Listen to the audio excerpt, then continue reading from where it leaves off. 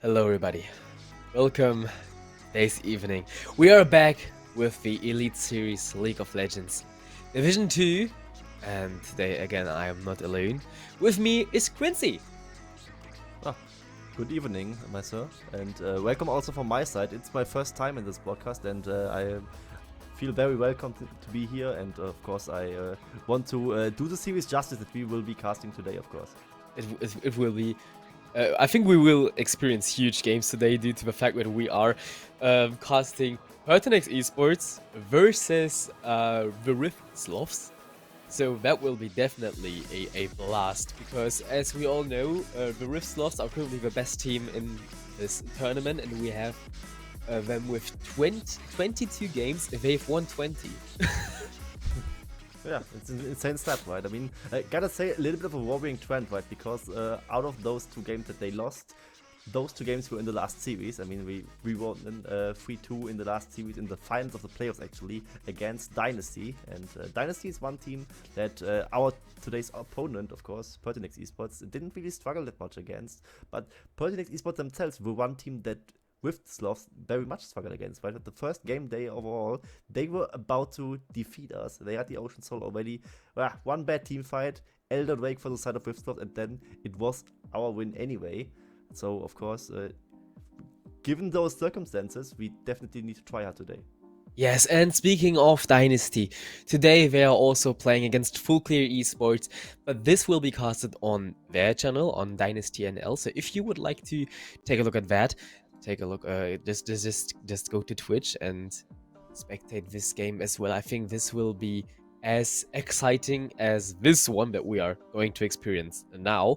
I think one thing we need to talk about are the stats of the teams, and I would love to start with the SLOTHS just to show you what is happening. Look at that shortest game, 23 minutes. This is the shortest game I've ever seen. I think I think I have been casting that as well. I think it's the game I spectated, and that was huge. I think it was against, wasn't it against Full Clear? I think it was against Full Clear Esports. That has been insane, and the AV and the average KDA is just, yeah, the SLOTHS. I don't It know. just speaks volume to the fact that Rivstar just tends to win a lot, right? I mean, 7.7 average KDA through all the ranks combined, basically. And yeah, I mean, I sadly can't help you with telling you which was the shortest game and if you casted it or not, because I mean, it's my first time here. So either way of that, average game time 31 minutes. That's also on the faster side, I would say. I mean, League in general got faster over the years, right? But that's still a very decent time, I would say. Definitely, League of Legends has, I think the pace of League of Legends definitely turned to the faster side. I think it's because actually of the jungle, of the jungle rework. But I don't know. Since yesterday, I've played the first jungle game after I think half a year, because usually I play AD carry, and after I've seen that the Scuttle Crab spawns on 330 now, I think that has been my breaking point. I was standing in the topside river. I remember as it has. I remember it like it has been yesterday. Maybe because it was yesterday. So I've been standing topside jungle. I've been like, oh nice, top lane got first blood. Let's try to get the Scuttle Crab. I've been waiting there for half a minute just because I didn't realize the Scuttle Crab just didn't spawn, and I thought the enemy jungle did it. So, yeah. I mean, that's one of the smaller reasons why the games got fast. I think overall it was a bit of a different reason. It was, of course, because Elder Drake now exists. Back in the day, it didn't. I mean, I remember this one. I don't know if you were around for that in the league scene already, when SKT played against Jin at Green Wings, and it was like a 90-minute game with Teddy on Silver, just wave clearing wave after wave after wave. And at the end of the day, nobody really could end the game because wave clear was just too strong and the minion waves were just too damn weak. And yeah, the current Elder Drake just didn't exist back then. But of course, those times are luckily gone by now. So we can enjoy the games in a different manner, where it also, yeah, just comes down mostly to Drake's soul fights and maybe one or two barons, and that's basically it. Yeah, it's like every time you win the game through one team fight, which is in the end.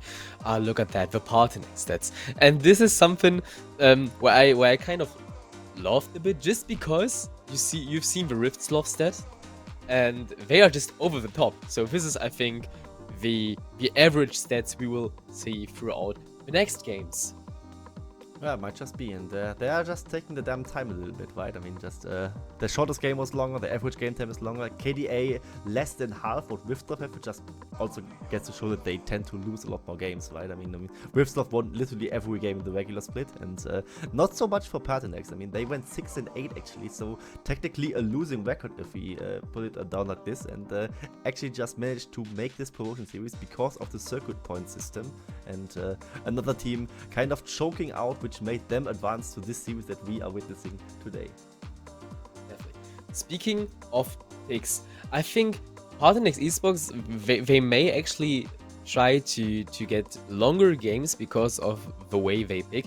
We've seen a lot of Kai'Sa, we've seen some Kindred, also the J4, and the scaling of J4 isn't actually the thing I would like to talk about. It's more the fact that we also see on top lane.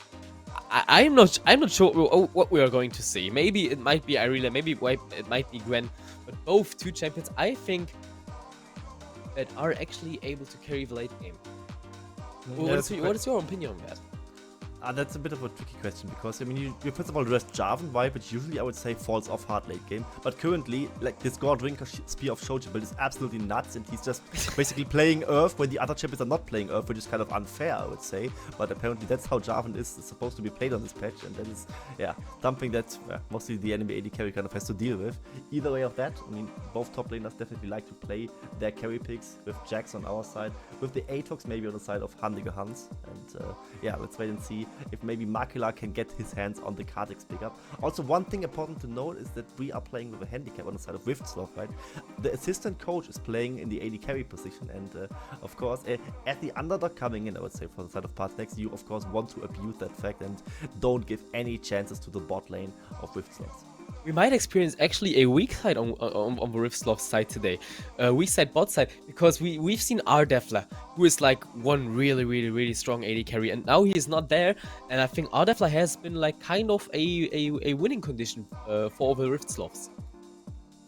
Yeah, definitely something, and also like, sorry to cut you off on this talking point in general, but we also need to be talking a bit more on the promotion tournament in general, right? I mean, the first thing is like, no Div 1 teams are participating this time in the promotion tournament. It is a different bracket now. Here we see it. It's the bracket we are shown right now. 4 teams participating, and those 4 teams are all ESLOL 2 teams, which is of course due to the reason that 2 teams of the Div 1 are no longer participating in the Div 1 themselves. They are, not using their slot anymore, so it's actually just Div 2 teams that are ready to promote. No teams getting relegated directly from the ESLOL 1 because of those 2 teams just missing out by their choice.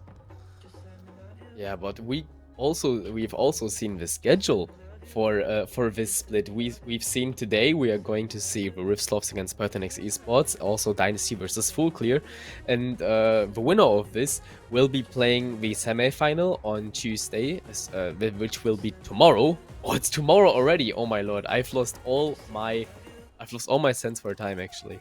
And on Friday, no, it's Tuesday. Hasn't it been Friday? Okay, maybe I misread some. On Tuesday, September the 19th, we will see the final game for this promotion tournament, and I'm so excited about that. Just because of the way the Riftslovs and PERTINAX play, this will be a very exciting game, because I feel like the PERTINAX Esports is going for the late game, and especially because of the Kai'Sa pick, for example. But for the Riftslovs, I feel like they want to end the game like within the mid game phase.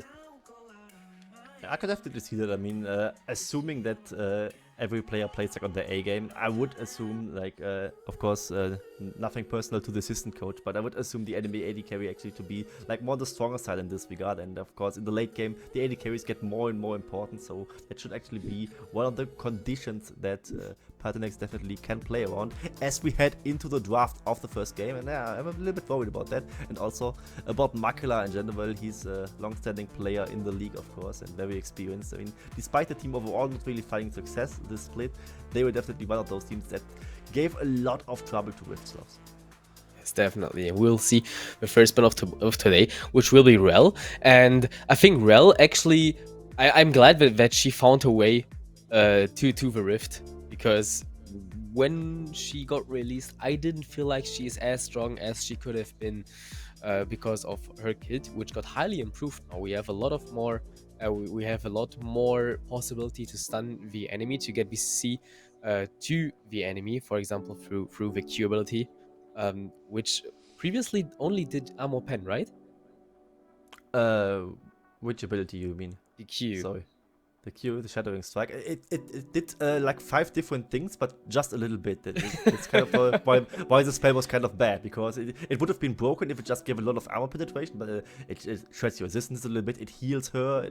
I think it also heals, like, depending on how many champions you hit, and all the buffs. I kind of forgot what it all was. Either way, we see the bans that we were expecting to some extent, right? Makala doesn't get to play his Kha'Zix, the well, a ban against Leolas in this instance, of course. And one important thing, that now we are getting to blue side 1, Kai'Sa's open right now, so maybe the pick that we want to steal away from the side of Mr. HB, who would maybe be the carry for PERTINAX Esports. Definitely. Kai'Sa is a prior pick for both of the teams, so we might actually see the first pick here. One thing I think is... Oh. Okay. Okay, we see the Xin Zhao first pick. I didn't expect that, to be honest.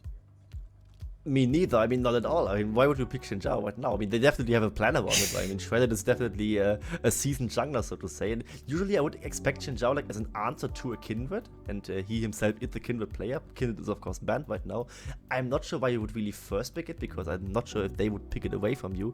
Either way, PERTINAX Esports responding with the Sejuani for now, which is, of course, theoretically a flex pick between top lane and jungle. However, with JJS champion pool, I don't really expect it to be top lane. I think that is like 90% sure the jungle pickup for the side of them. I think we'll see a lot of bruises on top lane in this match, just because of the Spear of Sojin rework, which I think actually enabled Renekton even throughout the late game, and this is what we're going to see right now. They picked Renekton. I am glad that they did that. They picked up on that. I'm excited what PERTINAX Esports will actually answer on that Renekton. What do you think? I think it could be the Jax, because I mean both top laners definitely have played that before. I mean, actually Handiger Hans hasn't played much of Jax, and that might actually be a smart pickup then, because currently Jax actually doesn't really lose to Renekton anymore, and like he doesn't lose the early game, and he will eventually outscale the pick anyway. But Handiger Hans so far, or JJS as he's written in this overlay, isn't really a Jax player. Atox would be a usual option, but Atox has been banned in first rotation by us, so that's definitely a smart adaptation by Wivstar to just go for the Renekton, the one top laner that both top laners probably wanted to play right here. One thing I think we need to mention, again, Nautilus is still left open, which is something I think is questionable, because Grizzn has played Nautilus throughout the whole season, like almost every game. I think he has a 100% pick rate actually on this one, because he never got banned, and Grizzn is a Nautilus machine. He always plays hook support, is what I was finding out when I was researching the teams, because it was always like, I mean, either a hook support or like Rakan or Alistar. It's basically just everything that kind of wants to go in. And I also think, though, in this situation, I don't like it as much, because you're already pairing it up against a Xayah, and Xayah with the Featherstorm, of course, can kind of at least deny at least the initial engage of the, what is it?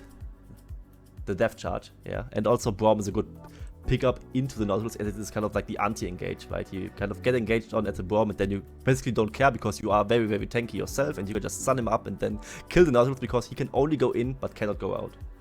Again, for the Rift Sloths, I think we see what we expected to see. An engaged comp for the first 3 champions, at least.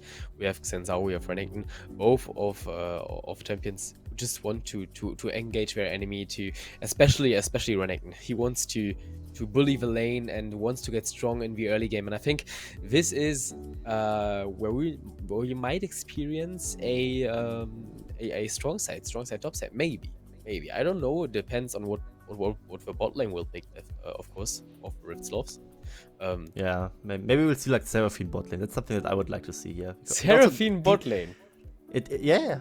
I mean, it definitely works with boosters on the top side, and you already have Renekton and Shenzhao over there, and you can absolutely weak set Seraphine on the bot lane. It kind of doesn't sound good against the Braum in general, but I mean, together with Nautilus, you have surprisingly a large amount of kill pusher, especially pre-level 6 before the Featherstorm is definitely there, so could be a pickup for them, but if it's not a common pick in general, maybe not something the coach really has practiced so far, so what I could see is maybe like the Misfortune or something, because you could also like weak set the Misfortune, as long as she hits like 1 or 2 items, just one decent bullet time placement, and she still just deals her damage, despite not really being catered to by the team. Definitely, and now we see the Orianna pick. I am not sure about Orianna.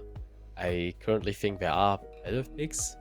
I think I would have felt the Cassiopeia actually instead of the Orianna.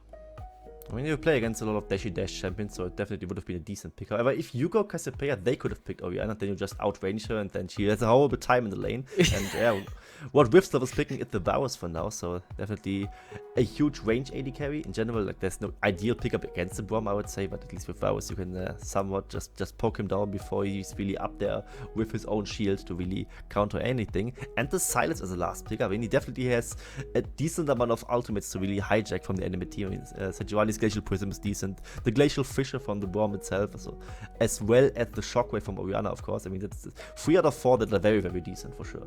Definitely, we have some nice ultimates, especially with the Vi ultimate. Like again, instant engage, and we see that we see the Rift Sloths with their comp. They want to find engages. They want to fight like throughout the game. Every time they will be able to engage a situation, maybe on Dragon, maybe on Nash, maybe on Herald, they will try to get into that. And for PERTINAX, I feel like they want to play it a bit more slow, a bit safer. They want to kind of find their way into the game, but on a slower pace, I think. Seems to be the case, but for the side of the top side, it's kind of a how do I really say this? It kind of contradicts itself basically, because Sejuani is usually more of an early game pick, especially in the top lane, as she tends to like the snowball aspect of her kill pressure that she really possesses over there. And her against the Renekton, I'm not sure if JJS is so happy with that, because usually he's like the hard carry top laner, and he plays such a straightforward champion that doesn't really have a good way out, basically. And Renekton is also one of the few champions that is tanky enough to really like sustain against the kill pressure from the side of Sejuani. So I'm not quite sure if the Vi pickup was really the correct choice for the side of PERTINAX Esports. But maybe I look like a clown in 20 minutes and it's just a very good pickup for the side of PERTINAX Esports. Depends on really how they really played out. But also from the Sunrise play choice, I haven't seen an Ignite on the side. So the kill pressure aspect in general might just not be why they really pick it. Yeah, I think they actually just want to play safe. Like throughout the whole game, they want to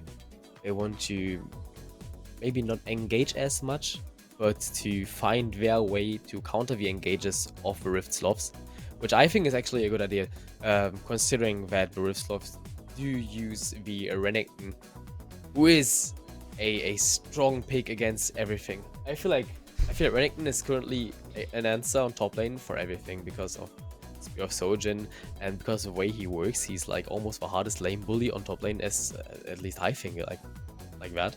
I feel like that. You are a Renekton enjoyer. I kind of noticed that from. I hate Renekton. Yeah. I'm an AD carry main. I hate Renekton. Yeah, because you have to play against him, right? Yes. And if he's on your team, he's probably feeding, right? Either way. Speaking of the Renekton, also, what I like about him in the competitive is the following thing. He kind of is very strong early game, and he doesn't nearly fall off as much as people used to say in the past, because the current item build choices are just so good for him, right? You address it, right? Spear of Shojin, theoretically, I mean, he could just go for the Gordon Sterax, or just take some, of course, tanky boot that he always does, and even if he just gets bullied in the early game and falls a bit behind in these Rift Herald Rivers fight scenarios, he's still very, very strong anyway, as long as he's a dominance, because those stats are just so broken in general. And especially because he's playing against Sejuani right now, who's also like far from a late game god, I dare say. He never really falls off completely, and I could even see him winning the side lane in the late game, as long as he just goes for something like a Blade of the Wound King maybe. And this could be a problem for the side of PERTINAX Esports if they just play the game slowly and then bank on a winning side lane, but not actually having that winning side lane. Yeah, even the 2v2 will be really hard for PERTINAX Esports, because I mean, Vi is a decent champion, definitely, but I feel like they lack damage on the 2v when it comes to a 2v2 on top side, just because of you have Xin Zhao, and he deals decent damage. and you have Renekton, and you just had a nice presentation about the damage Renekton is able to do, and I am so hyped to see about that. But I want to kind of take a look at the bot lane, because, or even on mid lane. Just look on mid lane. You have Silas engage every time, fight the whole game. Doesn't matter anything, and you have Orianna, and I feel like Orianna isn't that much of a fighter. She might want to farm a bit more. She might want to win through wave control and to get the towers, because she is able to use her crowd control abilities to clear waves as she would like to. It definitely depends on how Melon will play out this laning phase, because first of all, like the first levels should be rough for themselves as Silas, but you play melee against the ranged matchup, it's not easy in general. It kind of starts to shift once Silas gets a bit of kill push or gets a few levels in, and depending on how the wave is played out, Merlin can just, of course, nullify that by just being in the right position at the right time, respecting the potential ganks coming out from Shredded and his Zhao. And in general, I just gotta give it to the side of PERTINAX Esports for sure. They have decent ball delivery for the shockwaves, right? There's a Vi, there's a Giovanni on that team. Even the Braum to some extent can also make decent work of that. And if it doesn't work out so well for Merlin, also at least he's like the defensive enchantment abilities of the Orianna ball to really help out Mr. HB, who, yeah, in my opinion, should be like the key, the focal point of PERTINAX Esports draft, as he has to gap the assistant coach, man. I mean, if they really want to win the series, right? And, Yes. and they play with them, he just has to be the man, right? He just has to grab the series and just has to get the wins out. Yes, he has to be the difference maker for them. Definitely, he has to be the winning condition. He has to be the angling point. I mean, if Mr. HB isn't going to do it, who will? Yeah. Who will? And we are about to right now, first game of this evening, Rift SLOTHS versus PERTINAX Esports in the ESLOL. Yeah, here we are. Also looking to see where the junglers will really start and which lanes they will prioritize. I mean, you are already addressing it. It kind of seems like strong starting Renekton seems to be a smart choice for the side of Rift Esports, and I absolutely agree. I mean, we addressed it earlier how disgustingly strong Renekton is at the current patches, and I mean, Varus also a champion that can be strong side but doesn't need to be strong sided, right? However, he's on Hail of Blade, so this kind of tells me he wants to go like a poke Varus item build, maybe static shift into poke or just a full AD lethality Varus poke item build, and those tend to fall off late game, so they tend to be played around a bit more. So maybe this will just be a weak side Renekton after all. I'm not so sure about it. I mean, you have LAs, and I think Varus is one of the AD carries, the safest option to play alone on lane. So we might actually see Grizzn, which he always does. He will roam throughout the game. He will try to make his way to mid lane, or even to top lane, or even just help his jungler to invade some camps here. And I don't know if we will see a strong side Varus, because I feel like you have Renekton, like the game bully. If you don't make use of that, I don't know what you're going to do throughout that. Yeah, it's kind of the paradoxon, I would say, right? Because the Renekton, in my opinion, actually outscales the Giovanni here. So this time, actually play around your assistant coach in this situation, because he went Hail of Blades. Actually, I personally disagree with the Hail of Blades choice. I think he should have just gone lethal tempo and just played more the on-it or crit Varus item builds. But I mean, they know how to really play around their own players, right? I mean, they scrimped with this player for weeks because they knew in advance that their main AD carry will not be playing. So here they are, and they, hopefully have a good plan around it. I mean, he has Grizzn, and Grizzn is a rock solid support. So why wouldn't he actually be able to carry that game with the help of Grizzn? Because that Nautilus is someone you will definitely take care of, and this is something PERTINAX Esports definitely knows, considering that they picked Mr. HB, like they got him on Saya, and we see the first skirmish here, maybe a small fight. Leoles currently kind of low, but Grizzn needs to back off like immediately to not die here and give up the first blood. Yeah, it was a very ill-fated Nautilus Soga, I just gotta say. I mean, he hooks into him, then the enemy hits level 2 while he doesn't. At least Alice didn't. And then you kind of are like in a very awkward situation where you chose the fight, but you actually were not the one winning the fight. And Grizzn, kind of lucky that he only burned the Ignite there and didn't have to burn the Flash. But look at Makala making his way to bot lane, and also Shredder going to mid lane. He's currently on Merlin, tries to get some damage. Or Beacon comes here, use the Shackles, and look at that, Shackles of Doom. First blood goes to the Rift SLOTHS, and it's very well played by Bakan as well as by Shredded with a magnificent gank here. And I didn't expect Shredded there, and apparently neither did Merlin. And we are addressing it in draft, right? I mean, I was speaking about that. The wave management from the Orianna, he gets to bully the Silas, but he also needs to respect the ganks, and at this moment he just kinda didn't. And I'm not sure if I can really fault him for that, because that was a very weird, unconventional gank timing, I would always say, for the early mid lane gank. So definitely a smart move by the side of Rift Esports. I mean, sometimes you have to do the unexpected. Exactly, he's a jungler, right? He's supposed to be like catching the enemy off guard. I mean, that's his like job, basically. You need to play like a psycho. You need to play like a psycho to be a jungle main, because who would have ganked that? I mean, Shredded did, and that that worked out hella well. So I am excited what Shredded is about to do next in that game, because I feel like maybe we might experience some more of those juicy mid lane ganks. Absolutely, and top lane doesn't really look too good for the side of JJS, I just gotta say. He wants to really get this wave through, so the wave will reset and won't just be always in the somewhat freezing position where it is right now, and Lex makes sure that the wave will stay here. I don't think he can hold the freeze, as we just now saw from the Winter's Wrath. Oh, Lex still tries. There's still a cannon minion, and if this wave just stays in this awkward spot, this will be very, very bad for PERTINAX ESPORTS, as it's just such a spot for Sichuan. He can just keep getting ganked in the later stage of the game. But for now, I mean, Shredded is ganking somewhere else. Oh yes, the pings have been placed, and look at that. We are going to see Shredded on bot lane cleanses being used. But it doesn't matter, Mr. HB, he has 2 flash, and he needs to respect that situation here, and he gets out of it. And that might have been a kill on bot lane, but luckily, Mr. HB flashed out of that. I'd just say like half a kill, because I mean, while you didn't get the kill, you get both summoner spells from the side of the Xayah, and they are both very important defensive summoner spells, to say the least. So it's a very easy lane to return gank on the side of Shredded. And I mean, we know Shredded, right? This guy ganks. I've seen 5 minutes of gameplay from him, he already pulled 2, I would say, at least results-wise successful ganks off. So I'm definitely inclined to see more of those. As we see in the mid lane, what I addressed earlier, right? Merlin now, he didn't get to bully the lane as much. He's only 1 wave ahead, and the kill pressure on the Silas is already there.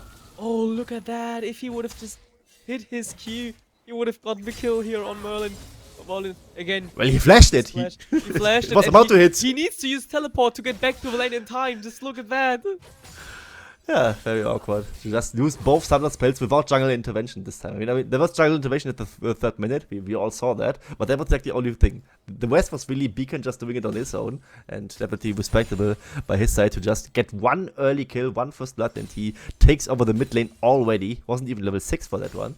And yeah, now getting those 2 summoner spells is very important for them. Top lane is going well, mid lane is going well. And bot lane, with a bit of assistance from Sheriff, we just now saw getting those summoner spells. They should also be breathing quite nicely. Yeah, the ESLOL's currently taken bare hand over that game, and I am excited to see what PERTINAX ESPORTS is about to do that, as the Drake is currently on the watch, and they are trying to get this one, and I think it's a good idea to try and get it, because the wave management here is currently really, really good. But look at that, we're just looking at top lane. You're just looking at 2 tanks. Shredded doesn't want to give it up. He's a second too late to just go for a flipping smite fight over there, but he probably shouldn't have gotten for that one anyway. That was just a result of the bot lane and mid lane pressure coming out from sort of PERTINAX ESPORTS. I mean, we saw earlier how Silas shoved out the Orianna, but I mean, it's still Orianna versus Silas. It's still the early game, still range versus melee. So definitely a way to just generate some priority over there, as well as the bot lane. I mean, Mr. HB, I addressed it.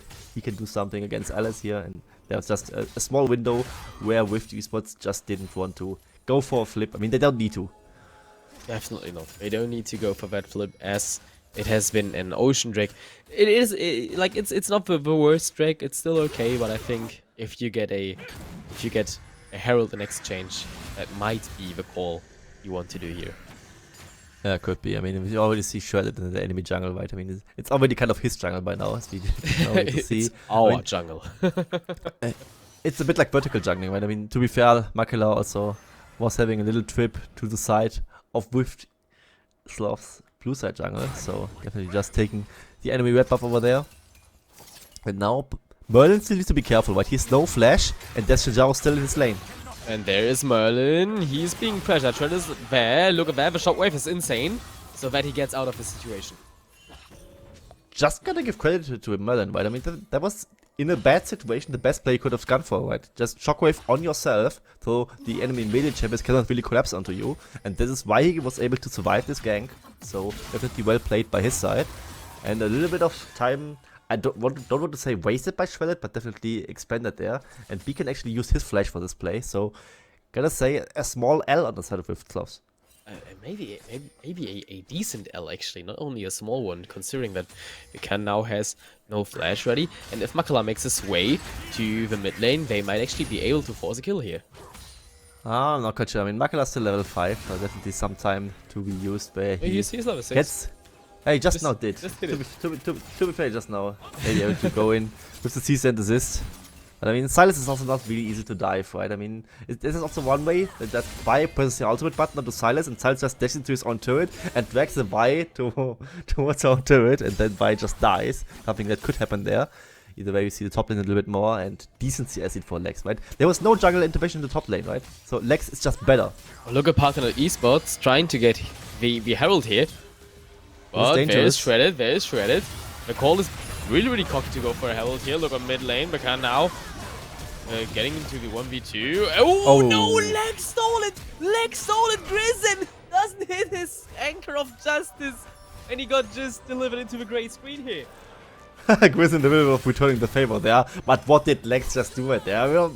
We were also talking about it in the draft, right? Renekton in the early game in general, and in Rift Herald fight situations in general, with Dominus, just such a disgusting monster, and not only gets the kill, but he also gets the Rift Herald, and of course, that's one eye to the side of Shredded.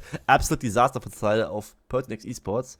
But gotta say that in numbers overall though, they are just down a few hundred gold. I mean, it's less than 1k that they are really between each other. And there's the Ocean Digger on their side.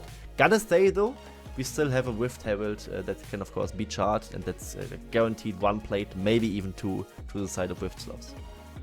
There's a pause. Yeah, I think someone has some technical issues, so we might to kill some time here after a really intense early game actually. That was probably just Grizz rage quitting after he saw his own play, and I was like, oh. Face planted to mid lane tier 1 to it, and it was like, I need to retire right now. Not after the game, right now. He just was like, okay guys, you need to put this up, and he's better than I am. I am not going to play this anymore. Yeah, Grizz. Either way, we get from production a little cue what's actually the issue. It is the mid laner from Rift Loss, of course, being lagging, and that's Beacon. I mean, we didn't really see a play where it really affected him, right? I mean, we saw this one flash that was kind of wasted. We are talking about it, whether it was a small L or a big L, but it had nothing to do with the lag, of course. You just gotta say it. And yeah, hoping that this issue will be fixed as soon as possible. And for now, we can just kind of recap how the game really played out so far. I mean, it's looked definitely decent for the side of Riftsoft, but I wouldn't really say that PERTINAX Esports is anything close to out of it. I think PERTINAX Esports did the right things in the right situation. To prevent the Rift Sloths from taking the game over too early. Like, they went for a dragon, which has been a good call. Like, they've seen that Shredded has been out of place. He has not been able to come close to the dragon pit in time, as well as the rest of the team who has not been aware of the dragon call maybe. And they also tried to go for the Herald. I mean, it didn't work out the way they wanted, but they got a return kill here on Grizzin. So PERTINAX Esports, they might be a little bit behind, but I feel like they might be able to flip the game in their favor. Yeah, just kind of say, speaking about this dragon, I think that was also kind of Riftsoft sleeping a little bit, right? I mean, they were actually having this winning mid lane, winning bot lane, and they just kind of found a moment on the side of PERTINAX where they just took the Drake, right? And that was kind of like stolen under their nose. I mean, we also saw Shredded, who was like very close around it and just not quite in time to go for a potential flip. But it should never have been like anything close to a flip in the first place. I think there was definitely a little bit of time mismanagement on the side of Rift Sloths. And we also saw this one Rift Herald fight. This also could have gone the other way. So I think in that situation especially, like Rift Sloths got kind of away with murder, I would almost say. Yeah, I think. Yeah, I mean, the Rift Sloths, they could have been more cautious about it, considering that first drag already spawned. You said it, both lanes were winning, so why wouldn't you go for an early drag there? And maybe they had a plan and it didn't just work out. I mean, it happens all the time. I mean, sometimes you just trade the Drake just for a wave in the turret plate or something, but they kind of didn't do that, so I would really just say, like, in general, just good early game played by the side with Sloths, and also very strong lanes, but the macro could be, like, a tad better, and I think they could just be, how would I really put it, just be a bit more decisive, I would say. Yeah, maybe. Yes. Currently, I think the game is actually a bit slow on the pace, like regarding bot lane. Could be a bit faster, considering that we have Rom and Xayah, who are pushing like all the time. They have no chill. Like, I didn't see a single freeze. They pushed in as long as they can. Shredded came there like 2 times. He definitely got 1 time like on a good game. And that kind of surprised me, because Braum isn't really, to me, like the support that really forces the priority in the bot lane. But I mean, Xayah kind of is to some extent, but it's Xayah against a Hail of Blades Varus. I actually expected the Varus on this side actually to be like the dominating one. I mean, maybe it's really because Alice is like not really too confident in his own abilities, but I mean, or just the way the team just plays together, and they just don't want to take any unnecessary risk on that side. That could be like one option for them. And I'm definitely looking forward to see how they will really play it out in the bot lane, and how they will actually use this Varus, because I mean, this Hail of Blades option, in my opinion, still a little bit of a risk in general, just due to the way that really shapes the champion in the later stage of the game. And I mean, they definitely want to strike in the mid game with this one, if not even earlier than that, which would of course be very soon, if we of course soon resume the game. I am excited about the late game actually. I don't know how they want to take the Varus build to be useful throughout the late game. You've said it, he might be a lethality Varus, who actually like drops off really hard. So let's see what they will be doing with that. Maybe we might go for the maybe they will go for a critical strike build. I don't know. I mean, Hail of Blades wouldn't really use that. I mean, then you would probably just go lethal tempo, right? Yeah, but most likely, but maybe. Yeah. Actually, the classic poke build would be Comet, but Hail of Blades just lets me. I mean, I think the best option right now, regardless of what wins he took, would just be probably just going static shift, and then yeah, just go other. Actually, what would I actually build? I need to think about that for a second. I think Rage Blade would be probably a thing. It's a bit late to go just for a tier, so I think on their side they would probably just go for honored items. Yeah, yeah, Rage Blade, and then yeah. Maybe Blade of Ruined King. I don't know. He went for a tier actually. Yeah, actually did go for a tier. They didn't really register that. So it's just a classic poke Varus build, and yeah, he's just the one that can just play from 2 screens away and still be relevant in the game.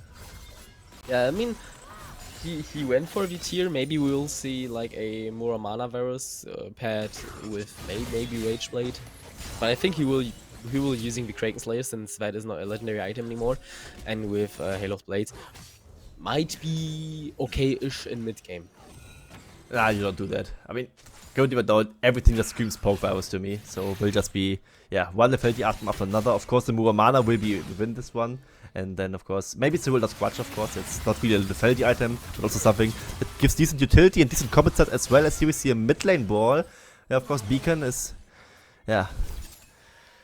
definitely not the non-dominating one. Oh, look at that. Makala making his way to bot lane. Nice ultimate by Elise, but it's not enough to save his support Grizen. Shredded is trying to join the party, but they need to accept that there's everything gone, and you need to back off this situation.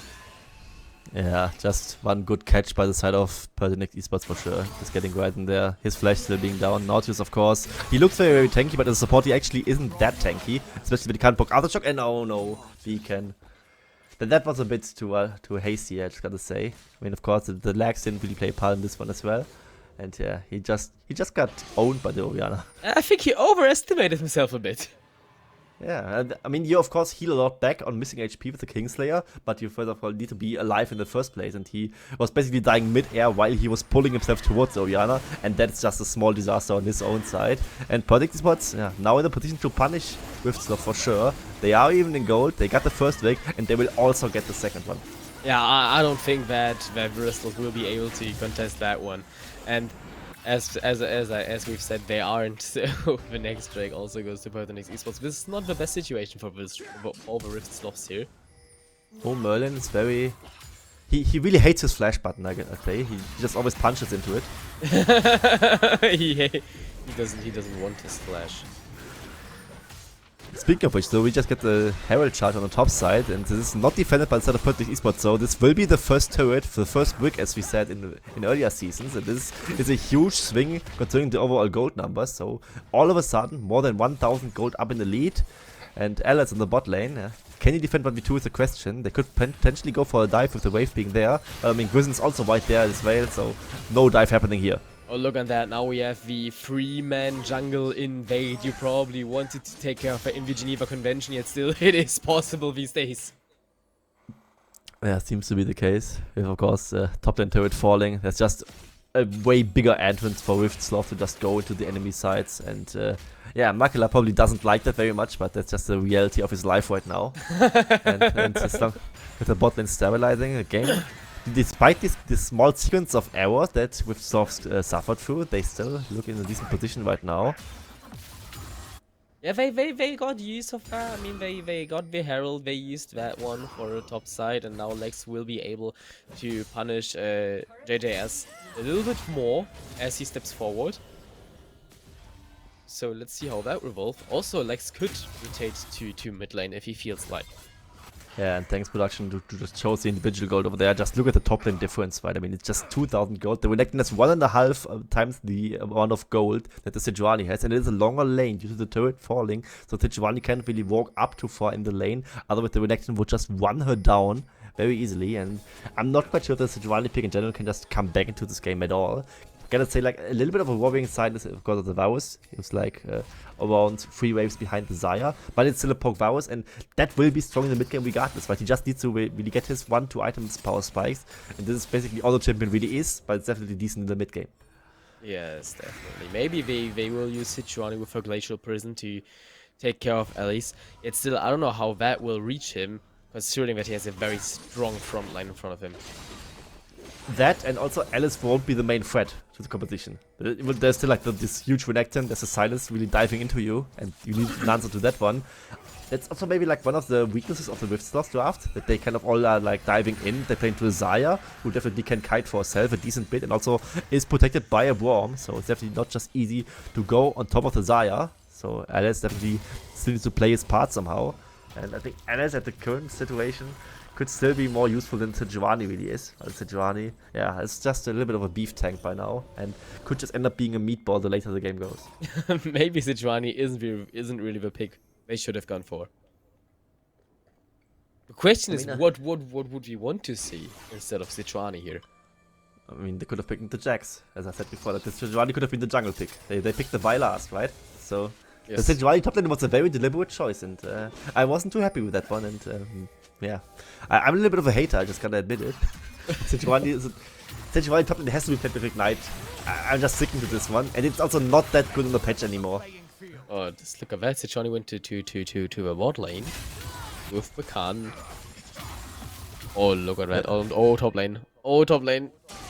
That's the problem with Sejuani against Silas as well, right? She doesn't have enough kill push on the Silas, and Silas, in general, likes to play against tanks because he just always can just choose himself up against her. And see, he basically takes no damage, but Sejuani is like half dead by now. And now we gotta see the fight on the Nash. Oh, the ultimate of Makela, he went in perfectly. But oh, HP's down. Look on that, the Croco dog, unbelievable, unkillable, deals way too much damage. Double kill for Lex and a Herald for the Rift Sloths. And that's the decisive fight. They tried to dive into Alice with the season assist from the Vi, and Alice with a very good flash on his side. Also, just cool that he doesn't really need to use his cleanse over there, realizing that. And I said it before, right? The hard part is getting the access onto the Xayah, and they absolutely did that, right? Renekton in the right place at the right time, Shredded also being around for the play, and Rift Sloth just get everything. 3 kills plus the second Herald on their side. Of course, second Herald, not the biggest objective in the world, I just gotta say, but still better than not having it. And I mean, we're of course very happy just winning this fight in general. Also Alice, our worrying child on our side, just now completing his first item power spike with the Dustblade beating on his side. And now the team is flourishing really well. Yeah, now we got the both Varus. I'm not too happy with Lethality actually.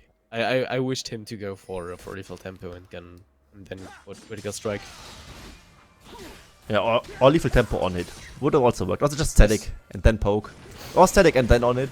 There were like many options. Either way, they want to play it like this. Static is good. Build static. This is not an advertisement. Either way, another plus on the Riftstop side is of course getting this Drake, because there was still like this creeping up Drake soul stack win condition for PERTINAX Esports, because they got the first 2 Drakes, and this Mountain Drake of course individually, I would say arguably the best Drake in the game, and also just denying the potential stack from the enemy team even more important. Oh, what TP. Alice ultimate? TP in the backline. Alice ultimate going for something. Look at Bekan now using the ultimate of Orianna, using the Sharp Wave. And there is the Riftstars. They are currently making use of ultimates of their enemies. Shredder gets inside, gets Makala down. Mr. HB currently on his fight against 3 people. But look at that. There is JJS, and he actually is able to defend Mr. HB on a good basis. And now Alice is taken down. Look at JJS, double kill here. And Shredder trying to get a little bit of more kill pressure here, but he's not able to. Look at that. Leonidas comes here, but Merlin deals a lot of damage. And this is enough to get down this spear-wearing guy. But now Lex 1v3. He will actually try to go for the kill. Leonidas is currently really low, and Lex needs to disengage with the situation. There's a turret. Man. There's a turret, Lex. Why are you going there? It looks so dangerous. Proxy farm. He proxy farms champions. Either way, that fight looked good for Riftstars at first, but then kind of didn't, because they just split themselves up too much, and also Alice kind of melee face taking Sejuani was not really like the ideal situation for them, so they kind of then lacking in the damage department. And while Shredded of course played it as well as he could, the same is of course true for Lex. They don't really have like the consistent DPS to really just consistently kill these enemy backlines, and we're just being kited around by them. This actually was a very huge blunder by the side of Riftstars, I gotta say. I mean, they were almost up 4,000 gold. Now that was cut in half by this fight. That should have been a win for them, and then kind of wasn't, because they played it a bit too hasty, a bit too sloppily, and then just themselves splitting up too much and not really respecting the enemy's abilities. Ah, look at that. I think Lex is almost full build with him having Spear of Sojin. He's still like Starworks, Black Cleaver, there's so many items to build. Or, as I said, Blade of the Rune King, right?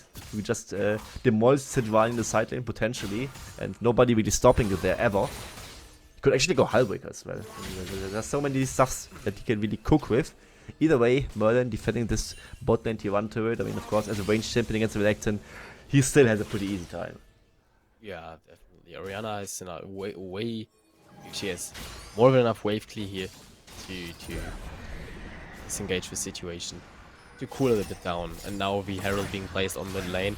And now look at that hook of Grizz and Anchor of Justice. Featherstorm used by Mr. HB to get out of the situation here, but it's not enough. Shredders on the backside, and we can't come in. Look at that, we can't using Relation Prison, yet still it is way. Look on that. 3 guys being taken down on the 5-man dive here. And I just gotta say, I expected Riftstars to just get some kills just with sniping, but I expected it to be like Alice and his Varus and not Beacon with the Sejuani ultimate just flying around and just sniping the Xayah a bit. But either way, that works too, and this is a huge win yet again for Riftstars, getting this Herald push. And then PERTINAX Esports defending the dying turret, and then of course dying with the turret itself. Huge blunder on their side. They just didn't expect their losses, they didn't accept it rather. Let's look at that. We have Grizz here in the back line, now trying to get a Merlin. JJS is still... He's stalling. Oh my god, he wasted so much time for Riftstars. You could have gotten Merlin. Yeah, and they just didn't take Baron for that one. Actually, just demanding so much attention instead of JJS is definitely worthwhile. And I could just criticize Riftstars for just turning onto Sejuani and not just ignoring her, because she can't really kill anyone on her own in this point of the game. So I think the Baron was about to be taken down by them. They should not just have turned for Sejuani. Other than that, I just kind of give credit to Sejuani on this side, because definitely a worthwhile distraction. But now there's another distraction coming. And now there is Vakana getting the back line, and he snipes Mr. HB. Look at that, Marina trying to do this engagement situation. He's not able to, because Alice is on a killing spree. Double kill for Bakan here, and Makala is just farming the chicken. And PERTINAX just now too far behind, also not respecting the flanks whatsoever, coming out with Bekan and Lex, of course, just being able to TP into the backline. They were just getting farmed like chickens over there, just 3-4-0 yet again for Riftstars, and this Baron will be theirs. Of course, Makala is alive, but he's nowhere close to the Baron, and he also isn't getting anywhere close to it. and Lex and Grizzly being there, able to just zone everyone out. I mean, even if 5 guys would have been there, Lex is at this point, I think Lex is actually unkillable. Yeah. I mean, definitely hard to be killed in this situation for sure. I mean, if I would pilot the Renekton and I am a top lane main, and I could see myself dying over there because I'm just that bad of a player. But, I mean, Lex is just way too good to die in these situations, and he won't die in this game at all. I mean, he's on 0 deaths, and this will probably stay this way. And he's also close to finishing a 3rd item, and PERTINAX Esports, you are behind. You just now got owned in the team fight, and the enemy team got Baron. You shouldn't be fighting for this Drake. Look at that, they want Drake. Look at me, I want Drake. PERTINAX Esports, we can't get into the back line. Wants to get a hold of Makala. And look now, PERTINAX, they have to disengage, and still Makala wants to get his grip onto Makan. He just gets over Lex! here by Shredded. And now look at Lex, he's alone in 3 guys. And Grizz on his walk. Look at Shredded getting double kill here, and now Leoles and Merlin, they will be taken down by the Rift Sloths, and they will take the well-deserved dragon here. Yeah, this will be a 5-0. I'm not sure if they even go for the dragon or just try to like maybe end the game even, because they really have the Baron on their side. The death timers aren't that short anymore, but they can't end the game right here. I mean, I'm just being a bit too excited in this department, but they will definitely take this dragon, take another turret in the meantime, and I mean, that was really a naive dragon call by the side of PERTINAX. I mean, even I could see that coming from a mile away. So far behind, you play against the Baron up competition from Rift Esports, and they could flank you even when you were like even in gold. It was very obvious that they will just turn on you and just kill you before you can finish the dragon at all. Yeah, I don't feel they want to engage in that situation yet. Still, they try to. I think they just want to get that soul point so bad so that they get a little bit of pressure in that game that isn't in their hands with a 10k gold lead of the Rift Sloths. Yeah, and also like this objective bounty, like just dangling over the dragon itself, kind of baiting them into just rushing down the dragon, then maybe escape, maybe dropping 1 or 2 sacrificial lambs would be maybe worth for them even in this situation. Yeah, but they were just dropping 5 sacrificial lambs and not even getting the bounty. So that was just a bit too much. I mean, they've made it almost necessary to try to get that Drake, yet still, I just feel you need to drop that one because the Rift Sloths are currently 10k gold ahead now because they got an ace there. Yeah, absolutely. What I was saying, like, just accept that you are behind. I mean, the game is not over. The game is, of course, like being like a 95 to 5% chance now for Rift Sloths to win. But it didn't need to be. Like, before this fight, it was like 80-20 or something. And like, if you just play well from behind, you can come back in most games, especially in this level of play. Definitely possible. And they just never accepted their fate. And really, they were behind and just need to wait a little bit. I mean, there were also like still power spike that would be like coming on their side, right? I mean, maybe like the Orianna getting a void stuff done or something. Or by getting a Stellax to just really have more of a respectable backline assets. Demolish! Ow! The Makala now getting onto Lex, he just uses his Undying Raid. It's still not enough. Look at that! We cursed him. It's my fault and your fault as well. I mean, with that, he can't really die in this game, and look what happened. Threw me into that. I didn't even say that he will not die. You said it yourself. We both did. Either way, now he's dead, and he's just a little bit of crocodile lever for the side of PERTINAX Esports. And yeah, that Demolish proc was maybe even still worth it, right? I mean, 1000 gold to the enemy, but we saw that juicy proc. I mean, almost worth it, right? For me, it has been worth it. I don't know if the Rift Sloths feel the same. for the viewer. They just throw for content, you know? I don't know. I mean, if it's for the viewer, if it isn't for the viewer, who it is for? Huh? Just throwing for content. I'm just gonna say it. I mean, yeah. for me, Lex is currently the MVP here. I mean, he just sacrificed his life for us to laugh a bit over that Demolish proc. And unironically, I think he is the MVP of this game. I mean, just blinding this Renekton. He's technically got counterpicked by the top lane Sejuani, and he just straight up won lane without any jungle interference. So he definitely played this super well. He also was the one stealing the first Rift Herald, right? I mean, that's definitely a very big W play, and regardless of that small int he just now did, which looked kind of funny. I mean, we just gotta admit it. I'd say he's actually the best player on the Rift so far. W play, W top lane. It's as easy as that. That's how it works for sure. As we also saw, like Alice, the assistant coach, defending this objective bounty, the mid lane tier 1 turret with his life. And that living on a sliver of HP for sure. Now Rift Sloths regrouping a little bit. Next Baron will be up in 1 minute, and of course they will secure the necessary vision around it, clearing all those control wards, maybe even also the ones that they will just sweep out in the closer area, and PERTINAX ESPORTS tries to make it hard for them, but they can't really make it hard for them. Yeah, they need to find their way into the game. They need to get a small comeback here, because this is a game it's so unfortunate to lose. But yet still they need to try to get maybe one objective, bounty, either tower, or let it be dragon or Nash's. It's just so unlucky for them how the game evolved. It absolutely is, and I mean their vision is definitely looking very, very grim right now. I mean, we just now saw that Rift was clearing out all their vision. I mean, if you're so far behind, you can't really contest anything, and they just really need to. I mean, if I'm just gonna be honest, I just gotta say it. They need to hope that Riftsoft make mistakes here. I mean, it's 10,000 gold is like usually like the mark where you really say that, and it's definitely applying here. If Riftsoft just makes no mistake, there's no way back for the side of PERTINAX ESPORTS. And PERTINAX ESPORTS, I mean, they have to kind of find a pick, but this while being so far down in vision, it's nigh impossible for them. And now Riftsoft can just go for this Baron as it spawns, take it on spawn, nothing really close to contesting this one, and PERTINAX ESPORTS just has to accept this one. And that might be the case for the Dragon as well. Absolutely, if they even go for that one, if just instead of go for the siege, but I think you probably just go for the third mountain break, because why not? I mean, might as well. I mean, it's basically free for you, just one less risk to take. We should just get this mountain break, just a bit more tankiness, definitely something that helps for especially Beacon, I would say at this point, because if he just doesn't get like killed in one rotation, he just keeps healing himself up with the Kingslayers. Also to some extent this applies to Lex as well, with his Kaldamik, right, the Renekton Q, to just get this insane healing when he just hits multiple champions with it, especially with the Fury empowered version of it. And it's just one way to really make sure that nothing can really go wrong in this game for Riftsoft.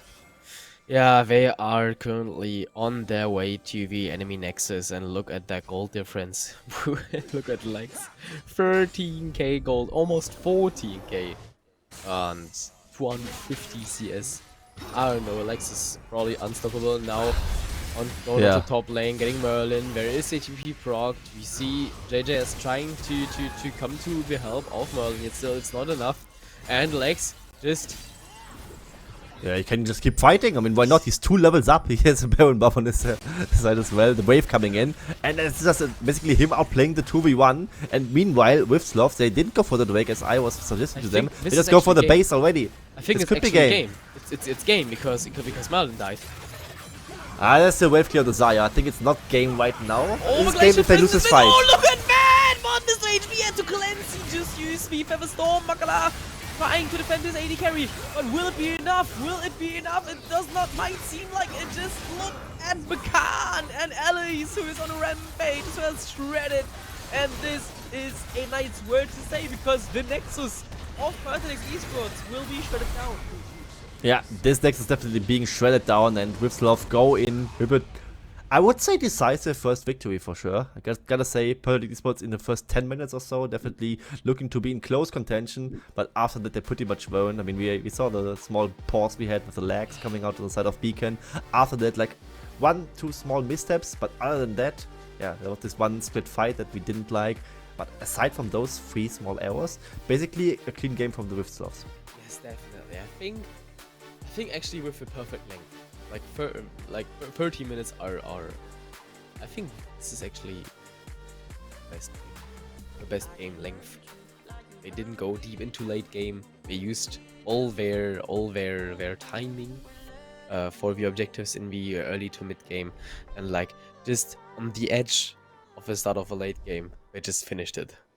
Beautifully Yeah, played. they did. I mean, it could be a bit faster if they played a bit more cleanly. I mean, it was addressing this one fight, but I mean, you can't have it all, right? I mean, it's also still like EL2 level gameplay. The teams aren't completely clean, and that's also like one of the things that makes it entertaining, right? I mean, we also watch for this one. Yes, definitely. Yeah, with that being said, we will head into a small break, and then we will start right into this second game of today's series. We'll see you in like maybe 5 minutes.